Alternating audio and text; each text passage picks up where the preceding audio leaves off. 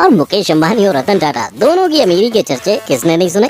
मतलब जहाँ हस्बैंड एक फूल का खर्चा नहीं करते, वहीं मुकेश अंबानी ने एक नहीं 3 बार अपनी वाइफ को करोड़ों की प्राइवेट जेट गिफ्ट की है। पर प्राइवेट जेट, लग्जरी कार्स और एंटीलिया के मालिक अंबानी के पास सिर्फ 6 कंपनियां हैं। लेकिन रतन टाटा की बात करें तो ये रहते तो बस इत्तू से बंगले में, पर इनके पास 135 से ज्यादा कंपनियां हैं। तो अब बताओ 6 वर्सेस 135 किसकी जेब भारी होगी? वेल, इसका जवाब शायद ही है किसी के पास, पर अगर मेरा वीडियो देखा तो क्या पता आप खुद ही दे दें इसका जवाब। और वैसे तो आज एशिया के सबसे अमीर इंसान का टाइटल मुकेश अंबानी के पास है, पर अगर रतन टाटा अपनी पूरी दौलत अपने हाथों में ले ले तो वो भी बन सकते हैं एशिया के सबसे अमीर इंसान। लेकिन आखिर वो ऐसा कर क्यों नहीं रहे? तो चलिए आपके सवालों का जवाब जानने के लिए शुरू करते हैं हमारा इन बिजनेसमैन का पैसे और शो ऑफ से भरा ये सफर। मुकेश अंबानी वर्सेस रतन टाटा, किसका शो ऑफ है ज्यादा? नंबर 1, ऐसी थी दोनों की कंपनीज की शुरुआत। चलिए सफर की शुरुआत करते हैं 21,000 रुपीज से शुरू हुई एक टेक्सटाइल कंपनी से, जिसका नेटवर्थ आज 5 लाख करोड़ हो गया है। लेकिन 21,000 से 5 लाख करोड़ तक का ये सफर आसान नहीं था, क्योंकि 1839 में जमशेद जी का स्ट्रगल 14 साल की उम्र में ही मुंबई से शुरू हुआ था, जहां से ग्रेजुएशन खत्म करते ही उन पर परिवार की जिम्मेदारियां आ गईं, जिन्हें पूरा करने के लिए उन्होंने 21,000 रुपए जोड़कर शुरू किया टेक्सटाइल की ट्रेडिंग का काम। फिर जैसे ही धंधे में पांव जम गए, वैसे ही जमशेद जी ने नागपुर में अपनी पहली टेक्सटाइल मिल शुरू की, जहां उन पर लक्ष्मी जी की कृपा ऐसी बरसी कि उन्हें धंधे में काफी प्रॉफिट हो गया। बस इसी प्रॉफिट को देख उनका मन 3 ऐसे बड़े प्रोजेक्ट को शुरू करने का हुआ, जिसका फायदा सिर्फ उनको ही नहीं बल्कि उनके देश के सभी लोगों को मिल सके। हालांकि इस सपने को पूरा होता देख नहीं पाए थे, लेकिन अपने पिता के ही नक्शे कदम पर चलते हुए जमशेद जी के बेटे दोराबजी टाटा ने पिता के आयरन एंड स्टील कंपनी और हाइड्रो इलेक्ट्रिक पावर को स्टैब्लिश कर उनका सपना पूरा किया, और साथ ही इंडिया में शुरू किया पहला इंडियन इंस्टीट्यूट ऑफ साइंस। लेकिन दोस्तों, इसे वक्त का सितम कह लो या उम्र का एक पड़ाव, जल्द ही इनका भी देहांत हो गया, जिसके बाद 1938 में टाटा ग्रुप की जिम्मेदारी जहांगीर रतन जी दादा भाई टाटा ने ली, और पुरानी 14 कंपनियों को चलाते हुए उन्होंने टाटा ग्रुप की कंपनीज का आंकड़ा 95 कर दिया था। और इतना ही नहीं, इसके साथ ही JRD टाटा ने इंडिया की पहली एयरलाइन टाटा एयरलाइन की भी शुरुआत की, जिसके बाद उसे गवर्नमेंट ने अपने अंडर लेते हुए उसका नाम एयर इंडिया कर दिया।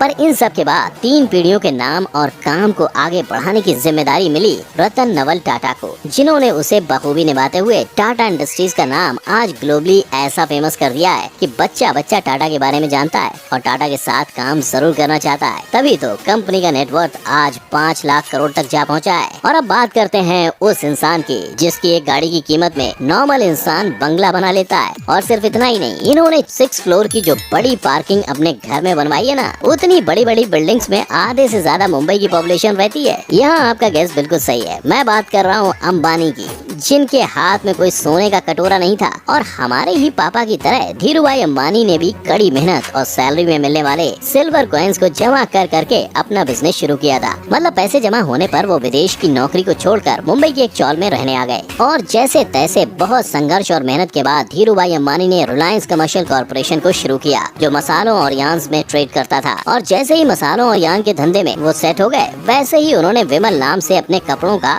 बिजनेस भी शुरू कर दिया। पर विमल लोगों को लुभाने में फेल हुआ, इसलिए उसको कस्टमर्स का अच्छा रिस्पांस नहीं मिला, जिसके बाद उसके स्टॉक में लोगों से इन्वेस्ट करवाने और उसके स्टॉक को बेचने का काम भी खुद धीरूभाई अंबानी को करना पड़ा। लेकिन अपने आप में ये काफी बड़ी बात है कि जिस टाइम लोग इन्वेस्ट जानते नहीं थे, उस टाइम धीरूभाई अंबानी ने विमल के IPO में लोगों से इन्वेस्ट करवाया था, और ऐसी इन्वेस्टमेंट करवाई थी जिसका फायदा कंपनी और इन्वेस्टर्स दोनों को भरपूर हुआ। और कुछ ही सालों में 70 करोड़ के रेवेन्यू वाले रिलायंस का रेवेन्यू 2002 में 75,000 करोड़ हो गया था। इस रेवेन्यू और बिजनेस में मिल रहे सक्सेस के चलते रिलायंस इंडस्ट्रीज का नाम फॉर्च्यून 500 में शामिल हुआ था। लेकिन शायद धीरूभाई के हिस्से में इतनी ही सक्सेस थी, इसीलिए तो उसी साल खराब तबीयत की वजह से उनकी डेथ हो गई, और उनकी मौत के बाद उनके पूरे बिजनेस को उनके दोनों बेटे मुकेश और अनिल अंबानी के बीच डिवाइड कर दिया गया। पर दोनों भाइयों के बिजनेस का तरीका काफी अलग था, इसीलिए जहां एक भाई कोर्ट में खुद गवाही दे रहा है कि उसकी नेटवर्थ 0 हो गई है, वहीं मुकेश अंबानी का नेटवर्थ 7,930 करोड़ डॉलर हो गया है। नंबर 2, किसका पैसा है ज्यादा, जिससे होता है उसका फायदा? चलिए अब बात करते हैं इनके आज की यानी कि दोनों के पैसों की, क्योंकि ये सारी लड़ाई उसी की तो है। पर क्या आप जानते हैं 88 मिलियन के नेटवर्थ वाले मुकेश अंबानी रिलायंस रिटेल, रिलायंस पेट्रोलियम और रिलायंस जियो जैसी कई कंपनीज के मालिक हैं, परंतु वहीं 135 से ज्यादा कंपनीज की सब्सिडरीज होते हुए भी रतन टाटा का नेटवर्थ हमेशा अंबानी से कम रहा है और कभी कागजों पर दिखाई भी नहीं दिया है। पर आखिर क्यों? तो आइए जानते हैं। ये तो हम सभी को पता है कि रिलायंस इंडस्ट्रीज फिलहाल लिमिटेड सेक्टर्स में ही काम कर रही है, लेकिन वहीं टाटा ग्रुप इंडिया के ऑलमोस्ट हर फील्ड में काम कर रहा है, जैसे स्टील, केमिकल, आईटी, ऑटोमोबाइल वगैरह वगैरह। तभी तो सब्सिडरीज कंपनीज के ज्यादा होने की वजह से टाटा ग्रुप का market capital most of the time Reliance group से ज्यादा ही रहता है। फिर भी मुकेश अंबानी का नेटवर्थ आज इंडिया में सबसे ज्यादा कैसे है, यही जानना चाहते हैं ना? तो आपकी क्यूरियोसिटी को खत्म करते हुए मैं बता दूं, मुकेश अंबानी का नेटवर्थ इसलिए ज्यादा है क्योंकि रिलायंस ग्रुप में वो 48% शेयर के मालिक हैं, और जब शेयर ही लगभग आधे उनके नाम है तो जाहिर सी बात है कंपनी का फायदा होने पे आदमी की वैल्यू भी बढ़ती ही है। इसीलिए तो सितंबर 2020 में अंबानी साहब का नेटवर्थ 88 बिलियन डॉलर हो गया था। लेकिन वहीं अगर हम बात करें रतन टाटा की, तो टाटा ग्रुप में वो 1% से भी कम शेयर के मालिक हैं, क्योंकि उनकी ग्रुप का 66% शेयर उनकी ही कंपनी के अलग अलग ट्रस्ट जैसे sir Ratan Tata trust, sir Dorabji Tata trust, Tata education trust जैसे कई ट्रस्ट को डोनेट किया जाता है, जो इंडिया के एजुकेशन, हेल्थ, लाइवलीहुड जनरेशन और आर्ट एंड कल्चर जैसे अलग अलग सेक्टर्स में काम कर रहे हैं। मतलब बंदे को पूरी 134 प्लस कंपनीज मिली थी अपने नाम करने के लिए, लेकिन फैमिली वैल्यू को आगे बढ़ाते हुए वो कंपनी का 2/3 से भी ज्यादा हिस्सा देशवासियों के लिए दान कर रहे हैं। इसका मतलब समझ रहे हैं आप? इसका मतलब अगर सिर्फ और सिर्फ चैरिटी वाले शेयर भी रतन टाटा ने अपने नाम कर लिए होते ना, तो शायद आज वो न सिर्फ इंडिया के बल्कि पूरे एशिया के सबसे अमीर आदमी होते। लेकिन दोस्तों, कहीं इसका ये मतलब तो नहीं कि मुकेश अंबानी सिर्फ पेपर्स पर अमीर है, जबकि जेन्युइन पैसा रतन टाटा के पास है। ये तो सोचने वाली बात है। नंबर 3, जैसे खर्चे वैसे चर्चे।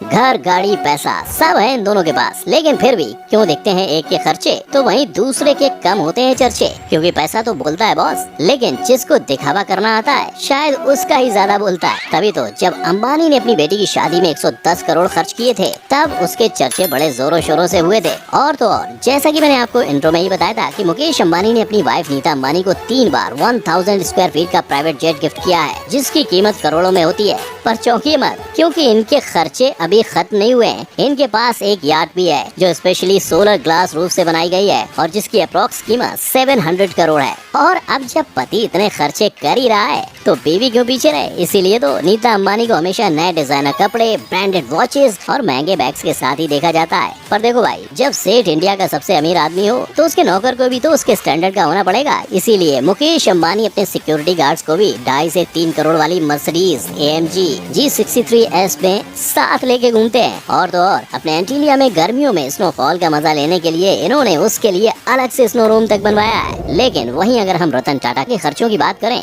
तो उनकी आइडियोलॉजी हमेशा से सिंपल लिविंग की रही है। इसीलिए तो उन्होंने आज तक कोई बड़ा खर्चा नहीं करते हुए अपना घर भी काफी सिंपल और एलिगेंट रखा है। साथ ही अपने पैसों को स्टार्टअप में इन्वेस्ट किया है ताकि उनकी कंट्री और कंट्री के लोग दोनों आगे बढ़ सकें। फिर इसके अलावा उनका टाटा हेल्थ केयर खुद को एक्सपेंड करते हुए अब इंडिया के 25 स्टेट्स और यूनियन टेरिटरीज में फैल गया है। और अब तो टाटा ग्रुप अपनी कंपनीज की तरह सोशल वर्क के हर फील्ड में अपने पैर पसारने लगी है। फिर चाहे वो वाटर सैनिटेशन हो या स्पोर्ट्स या फिर डिजास्टर मैनेजमेंट, माइग्रेशन या सोशल जस्टिस ही क्यों ना हो, पर जिस तरह से टाटा ग्रुप लोगों के लिए बिना किसी पब्लिसिटी के काम कर रहा है, उससे तो ये साफ दिख रहा है कि इनकी वैल्यू और एथिक्स इनके लिए कितने इम्पोर्टेंट है।